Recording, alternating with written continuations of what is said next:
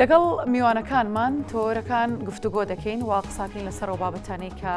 گرنگن و ئەمڕۆ 25 دوازدەی ساڵی 2025 دوازدەی هەموو ساڵێک جەژنی لەدایکبوونی مەسیحە کە ئەمەیەکێکە لە جەژنە گەورە و گرنگەکان بۆ پەیڕەوکەرانی ئاینی مەسیح و لە سەرتاسەری جیهاندا بۆنی تایبەت بە خۆیان هەیە و کۆمەڵێک ڕێکاری ئاینی زۆر جوان و تایبەتیان هەیە کە لە کاتی جەژندا بەڕێوەی دەبن و پەیڕەوی دەکەن. ئێمە لەگەڵ ئەیمن هورمز عەزیز کە قەشەی کەنیسەی ماریوسفە جەنابێ ڕاستەوخۆ میوانی ئەم کاتژمێرا بن لەگەڵ ئێمە بن لە سەیمانی و حتمما لەگەڵمانە بێ ئەمە قسەی زیاترەکەین لەسەر پەیامەکانیان و مافەکانیان و چۆن مامەڵە لەگەڵ جەژنەکانیاندا دەکەن و ئەو ڕێکار و تایبەتمەندی کە لە جەژنەکاندا هەیە چیە و چۆنە هەموومانە باس دەکەین. زۆر بەڕێز ئەیمن هورمز عەزیز کە جەنابێ ڕاستەوخۆ لەگەڵ ئێمە سڵاوتان لێ بێم کاتتان باش سپاس بۆ ئامادەبوونی جەنابەت و جەژنی لەدایکبوونی مەسیح پیرۆز بێت هیوادارین جەژنێکی پڕ بە خێر و خۆشی و ئاشتی و ئاوەدانی بێت هەم بۆ ئێوە هەم بۆ تەواوی مەسیحەکان لەسەر ئاستی جیهان. دەمەوێت سەرەتا پامی بەڕێستان بزانم بزانین ئەم ساڵ ئێوە پەیامتان چییە و چیش لە پشتی پەیامەکانتان هەمیشە ئێوە پامی ئاشتی و زۆر جوانتان هەیە. ئەم کاتتان باش پیرۆزبایی گەرم ئەەکەم بۆ هەمووی مەسیحەکانی جیهان و بەتایبەت مەسیحەکانی هەرێمی کوردستان و عێراق و مەسیحەکانی شاری سلێمانی و پیرۆزبایی ئەەکەم بۆ هەموو کەسێک ئەم شارەیە و لە هەمووی ئاینەکان چونکە مەسیح هاتووە نەک بۆ مەسیحیەکان بۆ هەموو لایەک پیرۆزە بۆ هەموو لایەک. پەیامی ئەم جەژنە خۆی پەیامی ئاشتیە. ئەگەر بخوێنین لە کتێبی پیرۆز لە ئەنجیلی پیرۆز چیرۆکی لەدایکبوونی مەسیح زۆربەی وشەکان کە دووبارە ئەبێتەوە ئاشتی و خۆشەویستی و شکۆمەندی خوا. شکۆمەندی خوا ئەوە ئەبێت کە ڕێزگرتن لە ئینسان ئەگرێت لە هەموو شوێنێک چونکە ئینسان پیرۆزە ئینسان هەموو شتێک خوا دروستی کردووە بۆ خزمەتی ئەم ئینسانە لەبەرەوە ئەبێ ئێمە هەمومان ئیش بکەین بۆ خزمەتی ئەم ئینسانە و هەموو مرۆڤەکان.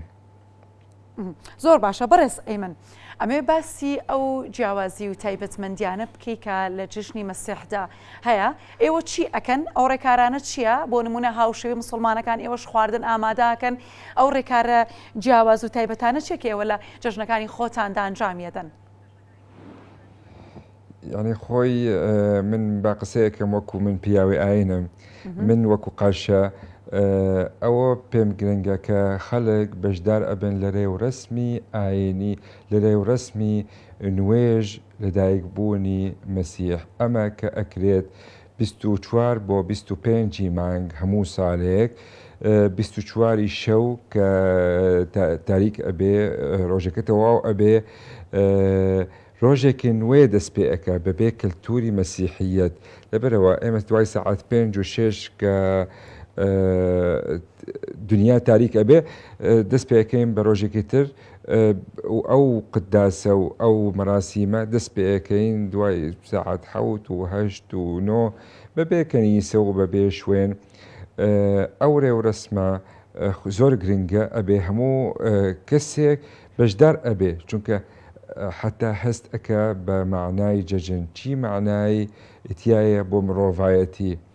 ئێمە چەند توانەمان هەیە وەکو پیاوی ئاین نەسیحەتی خەڵکەکەین زیاتر بە ئاشتی و بە خۆشەویستی دژمنایەتی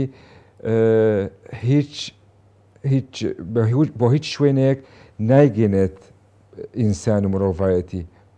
بەڵام خۆشەویستی تەبایی ڕێزگرتن احتیرامگرتن بۆ یەکتر ئەوە ئەمان باتەوە بۆ شوێنێکی ئارامە و بۆ لای خوا چەند ئێمە ڕێز ئەگرین لە یەکتر خۆشەویستیمان هەبێ چەند ئێمە نزیکی خوابین. بەڕێز ئێمن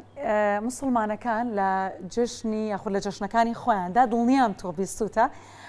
قەیسی و فاسۆلیا و بۆ نمونە گۆشتی حەیوان و مریشک و ئەم جۆرە خواردنانە ئامادەکەن. ئێوە لە جژنەکانی خۆتاندا بە دیاریکراوی لەم جژنەدا ئێوە هیچ خواردنێک شتێکی تایبەتانەیە ئامادەی بکەن؟ با بەڕاستی پێ بڵێم هەموو خواردنێکی تەندروست و پیرۆزە بۆ ئینسان خوا هەموو خواردنەکان لە بەردەستی ئینسانە داناوە بۆ خزمەتی چەستی ئینسان و ئەوە نیعمەتی خوا گەورەیە. ئەو خواردن جۆرا و جۆر ڕەبتی بە کەلتور زیاتر کە ڕەبتی بە دین و دیانەت. کەلتورەکەمان ئێمە وەکو مەسیحین وەکو کلدان مێژووی کلدان 1000 ساڵ ئەم وڵاتە. کەلتورەکەمان کە بریتیە لە چەند خواردنێک جۆرا و جۆر، بەڵام یعنی ئەوە ڕەبتی بە دین و بە باوەڕ نییە، ئەوە ڕەبتی بە کلتورەکان و بەبێ ئەمڕۆ بەداخەوە لەوانەیە هەندێک ماڵان ئەو کەلتورە نەماوە هەمووی بۆ بە دیلیڤەری و بۆ بە ئەو خواردنانە کە دیلیڤەری و حازرە کە ئەهێنن خۆیان هیلاک ناکەن لە ماڵەوە شتێک حازر ئەکەن. ئەو سفرەخوانەیە کە عائیلەکە هەمووی کۆ ئەبنەوە بە چواردەوری، ئەوە زۆر گرنگە بۆ هەموو عائیلەیەک، بۆ هەموو مرۆڤەیەک هەست ئەکە ئینسان کە خۆی خۆشەویستە لە بینی عائیلەکەی لە بینی جەماعەتی خۆی. ئەگینە خواردن نەک بۆ خواردن ئەبێ تەعام و چێژ لێ وەری ئەگری. خواردن ئەبێ ئەخورێتەوە لەگەڵ خەڵک بە چواردەوری سفرەکە بە خۆشەویستی کە هەستەکەی بۆ خۆشەویستی. لەبەرەوە شتێک تایبەتمان نییە، هەمووی خواردنەکە یارمەتی خوا گەورەیە. بەرز ئێمن پرسیارێکی ترەکەم دواتر ئەمەوێت دۆخی ئێوە بزانم یاخۆ ڕۆژی مەسیحەکان بزانم لە هەرێمی کوردستان و عێراقدا، بەڵام شتێک هەیە بۆ نمونە لە هەندێک لە کۆمەڵگەکاندا تێکەڵکراوە. بۆ نمونە 25 مانگ ڕۆژی لەدایکبوونی مەسیح دەبەسرێتەوە بە سەری ساڵەوە بە شەوی یەکێک یاخود دەستپێکی ساڵی نوێەوە. ئەمە چۆنیە؟ دەکرێت ڕوونکردنەوەیەکمان بۆ بدەی لەسەر ئەمە؟ خۆی 25 بە لە سەرەتایە پێتان بڵێم یعنی ڕۆژێکی دیارکراو نییە کە ئەتوانین بڵێن ئەو ڕۆژە مەسیح لەدایک بووە، چونکە مەسیح کە لەدایک بووە لەسەر عەرز کابرایەکی لە عائیلەیەکی فەقیر لەدایک بووە، لە حەزەتی مەریەم و دەستگیرانەکەی یوسف کە فەقیر بوون، یعنی نەک عائیلەیەکی وەکو شاه لەدایک بووە کە ئەینووسن تاریخەکەی ئەوەندەیە. بەڵام ئەمە تاریخێکی ڕەمزی کەنیسە داناوە کە کەنیسە دەسەڵاتدارە کە ئاتوانێت خۆیان تەحدیدی ئەکەن. 25/12 لە کاتی ئیمپراتۆریەتی ڕۆمانی لە کاتی خۆی ئەوە پێش سەدەی 4 کە ئەوە جەژنی لەدایکبوونی ڕۆژ هەتاو کە خۆیان احتیفالی پێ ئەکەن، هەمویان بوو بە مەسیحی.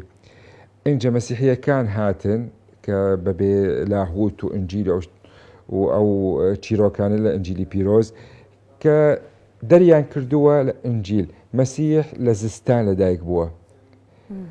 تهدیدیان کردووە ئەو ڕۆژە کە لەدایک بوونی دەجاتی ئەوە احتیفال بە جەژنێکی وەسەنی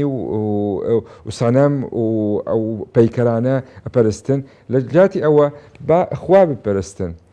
گۆریانە جەژنی لەدایکبوونی ڕۆژ و هەتاو بۆ جەژنی لەدایکبوونی مەسیح کە مەسیح خۆی ڕۆژی ڕاستەقینە، خۆی هەتاوێکی ڕاستەقینە،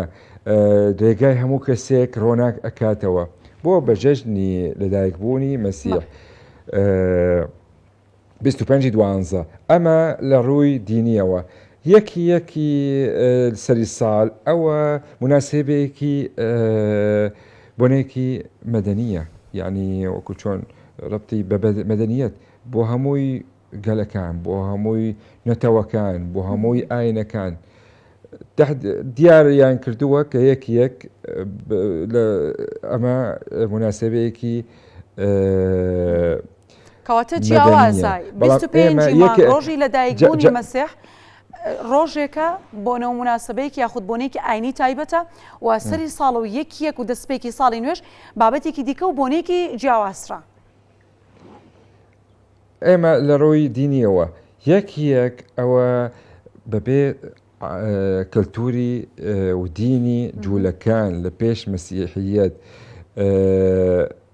کوورەکە لە ڕۆژی کە تەمەنی 8 ڕۆژ ئەبێ سونەت بکرێت ئەو شەریعە کە سونەت یان خەتەم بکرێت ئەو سونە وەکو ئەرکێکی ئاینیە لای جوولەکان مەسیح کە لەدایک بووە بە ئەستەوە خۆی جوولەکە بوو کە لەدایک بووە بە پێی کللتوری جوولەکان و ئاینی جوولەکان ئەبێ هەشتمین ڕۆژ سونەت بکرێت ئێمە احتیفالی پێ ئەەکەین وەکو جەژنی ختانەت ئەوە جەژنی ختانەتی مەسیح یان سونەتی مەسیح ئەوە کە حتى ئەم سونەت و ختان ئەوە لای عاداتی پەیمانی کۆن کە بۆ حەزرەتی ئیبراهیم هاتووە باوکی باوکان کە پێ ئەڵێن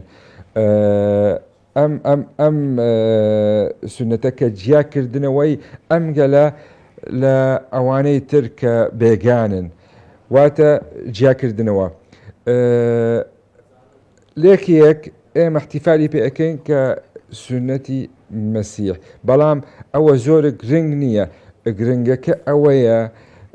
کە مەسیح لەدایک بووە چونکە ئەوە کە سونەت جیا ئەکاتەوە ئەوە نەماوە لە مەسیحیەت هەمومان هەڵبژێر دراوین بلای خوا هەمومان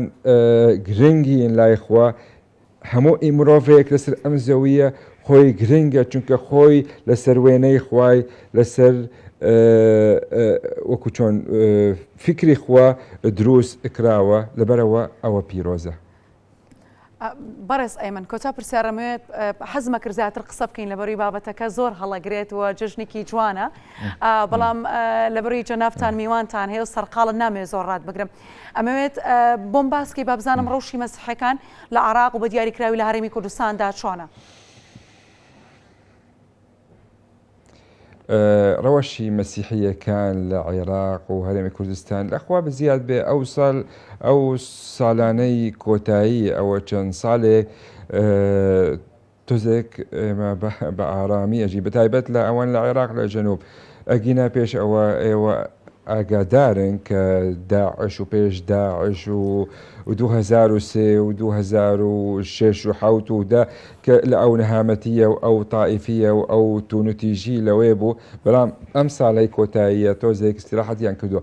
بەڵام مەسیحەکان لە هەرێمی کوردستان دوای 2003 کە زۆر خەڵک لە جەنوب هاتە بۆ هەرێمی کوردستان ڕەوەشی مەسیحیەکان جێگیرن یعنی بارودۆخی مەسیحەکان ئەتوانم بڵێم زۆر باشە بە ئاشتی بە تەبایی بە پێکەوە ژیانی بە خۆشەویستی بەرزگرتن بە ئازادیش ئەجین لە هەرێمی کوردستان و بە تایبەت لە شاری خۆشەویست شاری سلێمانی. بەڕێز ئەیمن دووبارە جەژنتان پیرۆز بێ لە خۆشییابن بێتە مایی خێر و خۆشی بۆ ئێوە زۆر سپاس بۆ ئەیمن هۆرمەز عەزیز کە قەشەی کەنیسەی ماریوسفە زۆر سپاس دووبارە بۆ ئامادەبوونی جەنابەت پاشکەمێکی دیکە بۆ تەوری